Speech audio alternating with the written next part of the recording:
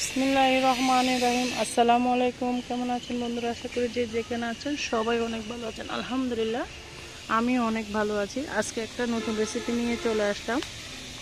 গ্রামের গঞ্জের মধ্যে যে বিলের মধ্যে যে লারা পাতাগুলো কী পাতা জানি না, আপনারা চিনেন কিনা অবশ্যই কমেন্টসে বলে যাবেন। আর যারা আমার চ্যানেলে নতুন ভিজিট করেছেন অবশ্যই চ্যানেলটিকে সাবস্ক্রাইব করে দিবেন। এই শাকগুলো কিন্তু রান্না করে খাওয়া যায়। আজকে সেই রেসিপিটা আপনাদের মাঝে শেয়ার করব। শাকগুলোকে আমি সুন্দর করে উঠিয়ে নিচ্ছি, একদম কচি কচি পাতা। এগুলোকে কী শাক বলেন অবশ্যই কমেন্টসে বলে যাবেন বন্ধুরা, বা চিনেন কিনা সেটাও বলে যাবেন। আমরা লারা পাতা বলি এগুলাকে, আপনাদের ডিস্ট্রিক্টে কী পাতা বলেন অবশ্যই বলে যাবেন। এই শাকগুলো কিন্তু রান্না করলে ভীষণ ভীষণ মজা হয়, অনেক অনেক মজাদার একটা রেসিপি আপনাদের সাথে শেয়ার করব। আশা করি অনেক ভালো লাগবে। ভালো লাগলে অবশ্যই লাইক দিয়ে আমার সাথে থাকার অনুরোধ রইল। এটা আমাদের খালের পাশে, দেখুন খালের মধ্যে অনেক ময়লা পানি যাচ্ছে। খালের পাশেই কিন্তু এই পাতাগুলো শাকগুলো উঠেছে, সেটা আপনাদের সাথে শেয়ার করতেছি। আমি নিচে আসছি,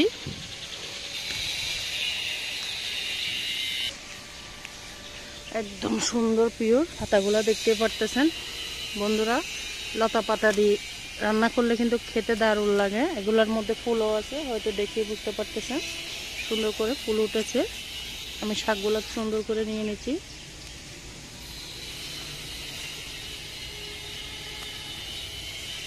অনেক অনেক মজা হয় রান্নাটা। আমি কিভাবে রান্না করব দেখতে চাইলে অবশ্যই আমার পুরো ভিডিও জুড়ে থাকবেন। আর আমি পাতাগুলোর সাথে আপনাদেরকে পরিচয় করিয়ে দিয়েছি, যেন আপনাদের পাশে থাকলে রান্না করে খেতে পারেন। দেখুন বন্ধুরা, এখানে আমাদের বাড়ির আঙিনায় খুব সুন্দর ফুলও ফুটেছে, সেটাও আপনাদের সাথে শেয়ার করলাম। আশা করি অনেক অনেক ভালো লাগবে। এটা হচ্ছে আমাদের বাড়ির চারপাশে। বাড়ির আঙিনাতে যে শাক পাওয়া যায় সেটা দিয়ে আজকে রেসিপিটা আমি আপনাদের সাথে শেয়ার করতেছি। আশা করি অনেক ভালো লাগবে। দেখুন বন্ধুরা, শাকগুলো আমি উঠিয়ে বাসায় চলে আসলাম। আর এই শাক আপনারা খান কিনা অবশ্যই কমেন্টসে বলে যাবেন। আর যারা এখন একটা লাইক দেন অবশ্যই লাইক দিয়ে আমার সাথে থাকার অনুরোধ রইল। পুরো রেসিপিটা দেখার অনুরোধ রইল। ভিডিওটা স্কিপ করবেন না, স্কিপ করলে হয়তো কোনো অংশ বাদ পড়ে যাবে। সম্পূর্ণ শাক আমি উঠিয়ে নিয়ে আসছি, এবার রান্নার প্রসেসে চলে যাব। দেখুন বন্ধুরা, আমি শাকগুলোকে সুন্দর করে ধুয়ে নিয়ে চলে আসছি। পরিষ্কার করে ধুয়ে নিয়েছি। শাকটা অবশ্যই কাটার আগে ধুয়ে নিতে হবে। এই পর্যায়ে আমি শাকটাকে কুচি করে নিব। শাকটা কুচি করার আগে ভালো মতো অবশ্যই ধুয়ে নেবেন। এখানে নিয়ে নিয়েছি আমি একটা আলু, শুধুমাত্র একটা আলু দিব, বেশি আলু দেওয়ার দরকার নেই। আলুটা দিলে কিন্তু খেতে ভালো লাগবে বন্ধুরা। যে কোনো সবজির মধ্যে আলুটা দিলে অনেক অনেক খেতে ভালো লাগে। কার ভালো লাগে জানি না, আমার কাছে কিন্তু ভীষণ ভালো লাগে। তাই আমি যে কোনো সবজির মধ্যে একটা বা দুটো আলু দিয়ে থাকি। সুন্দর করে আমি স্লাইস করে নিচ্ছি, দেখে হয়তো বুঝতে পারতেছেন। একটু পাতলা করেই নিয়েছি। আমি ডাল দিয়ে আজকে রেসিপিটা বানাবো। পুরো ভিডিও জুড়ে থাকেন, আমি কিভাবে রান্না করতেছি অবশ্যই দেখতে পাবেন। খুব সহজভাবে আমি শাকের রেসিপিগুলো শেয়ার করি। যারা নতুন রাঁধুনি তারাও কিন্তু এভাবে রান্না করতে পারবেন, আমি যেভাবে দেখাই। ব্যাচেলার ভাইয়ারা আপুরা অনেক সময় কষ্টের জ্বালা শাক খেতে চান না। শাক কিন্তু শরীরের জন্য অনেক ভালো, তাই আমি সহজ ওয়েতে দেখাই। আশা করি অনেক অনেক ভালো লাগবে আপনাদের কাছে। ভালো লাগলে অবশ্যই সাবস্ক্রাইব করে আমার পাশে থাকবেন। দেখুন আমি আলুগুলোকে সুন্দর করে কেটে নিয়েছি। এই পর্যায়ে আমি এখানে দিয়ে দিব, দিয়ে রেখেছি ডাল, একটু করে তেল দিয়েছি বন্ধুরা। শাকটা একদম সিম্পলভাবে আমি দেখাচ্ছি আপনাদেরকে। আলুটা আমি আগে থেকে কেটে নিয়েছি, তারপর দিয়ে দিচ্ছি কেটে রাখা আলুগুলো ডালের সাথে একসাথে দিয়ে দিলাম। খুব সহজ ওয়েতে শাকটা রান্না করা আপনাদের সাথে শেয়ার করতেছি। আশা করি অনেক ভালো লাগবে বন্ধুরা।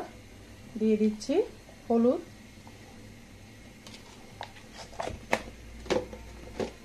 তারপর দিব অল্প একটু লঙ্কার গুঁড়া, অল্প দিয়েছি বন্ধুরা, বেশি দিব না। দিয়ে এই পর্যায়ে আমি চুলার মধ্যে তুলে দেব। দিয়ে দেব পরিমাণ মতো পানি, অবশ্যই গরম পানি দিবেন।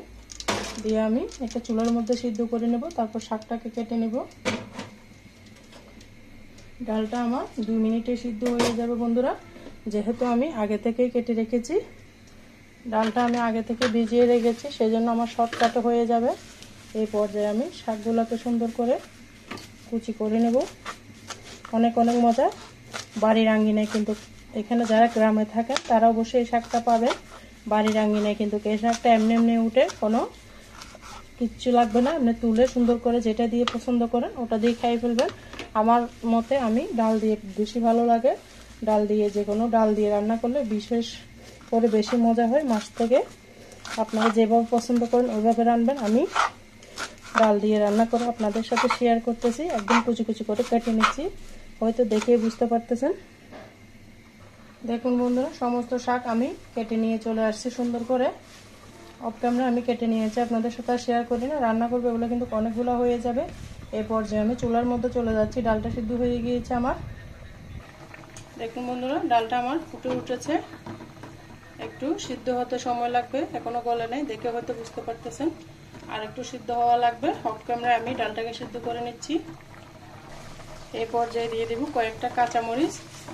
কাঁচামরিচ ঝাল থেকে এটা আমার ঝালটা হবে। মরিচের গুঁড়ি হয়তো দেখতে পেয়েছেন, সামান্য দিয়েছি। চুলার আগুনটা আমি কমিয়ে রাখতেছি, ডালটা ফুটে আসা পর্যন্ত অপেক্ষা করতে হবে। দেখুন বন্ধুরা, আমার ডালটা একদম পারফেক্টভাবে ফুটে গিয়েছে, দেখে হয়তো গলে গিয়েছে, বুঝতে পারতেছেন। এই পর্যায়ে আমি দিয়ে দেব শাক।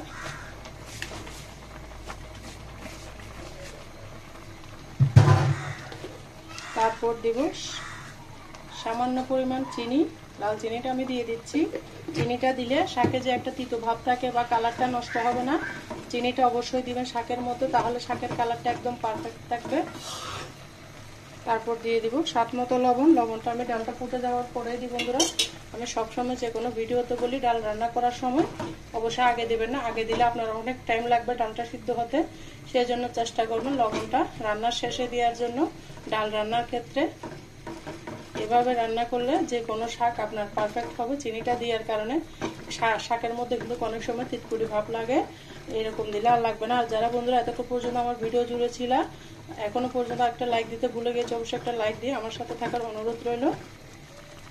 বন্ধুরা, আমি এখানে শাকটা পুরন দিব, সেজন্য অল্প করে তেল দিয়েছি। আমি যেহেতু আগে তেল দিয়েছি, দেখতে পেয়েছেন। শাক মাখা অবস্থায় এভাবে রান্না করলে কিন্তু অনেক মজা হয়। আজকে আমি শুধু পেঁয়াজ আর রসুন দিয়ে শাকটা পুরন দিব। রসুনটাকে আমি থেতো করে নিয়েছি আর পেঁয়াজ দিয়ে দিচ্ছি। এভাবে পুরন দিয়ে রান্না করলে খেতে কিন্তু অসাধারণ লাগে। আপনারা চাইলে যে কোনো মশলা অ্যাড করতে পারেন। আমি শুধু রসুন আর পেঁয়াজের বাগারটা দিব, এটা দিয়ে রান্না করলে খেতে দুর্দান্ত লাগে। দেখুন বন্ধুরা, আমার পুরনটা হয়ে যাচ্ছে। একদম লাল করে নেব, বেরেস্তার মতো করে নেব, তাহলে কিন্তু একটা ফ্লেভার আসবে। এখন আমার শাকটা হয়ে গিয়েছে। এই পর্যায়ে আমি যে পুরনটা করেছি রসুন আর পেঁয়াজের, সেটা দিয়ে দিলাম। এইভাবে বন্ধুরা একবার ট্রাই করবেন, খেতে কিন্তু দুর্দান্ত লাগে, অনেক অনেক মজা হয়। এত মজা শাক রান্না এভাবে রান্না করলে আপনার আর কোনো রেসিপি লাগবে না। শাক দিয়ে কিন্তু আপনি তৃপ্তি করে 1 প্লেট ভাত খেতে পারবেন। আমার শাকটা কিন্তু রেডি হয়ে গেছে। আমি 2 মিনিট রান্না করব, যেন শাকের মধ্যে ফ্লেভারটা আসে। আমার শাকটা একদম রেডি হয়ে গিয়েছে। আমি এই পর্যায়ে পরিবেশন করে দেখিয়ে দিচ্ছি কেমন হয়েছে। ডালটা পানিটা চুষে নেবে, এভাবে রেখে দিব ঝুল ঝুল করে। আমি একটা বল নিয়েছি বন্ধুরা, একবার আমি এখানে ঢেলে দেখে দিচ্ছি আমার শাক রান্নাটা কেমন হয়েছে। খেতে অসাধারণ বন্ধুরা, এইভাবে একবার হলো ট্রাই করবেন। বাড়ির আনাচে কানাচে কুড়ে পাওয়া শাক যে এতটা মজা করে রান্না করা যায়, আমার রেসিপিটা দেখলে যারা গ্রামে থাকেন তারা অবশ্যই এই শাকটা বানিয়ে নেবেন। আর কেমন হয়েছে আমার শাক রান্নাটা অবশ্যই কমেন্টসে বলে যাবেন। আর এতক্ষণ পর্যন্ত যারা আমার ভিডিও জুড়ে ছিলেন সবাইকে অসংখ্য ধন্যবাদ, অনেক অনেক ভালোবাসা। ভালো লাগলে লাইক কমেন্ট শেয়ার করতে ভুলবেন না। আজকের মতো বন্ধুরা আমি এখানেই বিদায় নিচ্ছি। সবাই ভালো থাকবেন, সুস্থ থাকবেন, আমার জন্য আমার পরিবারের জন্য দোয়া করবেন। আল্লাহ হাফেজ, আসসালামু আলাইকুম।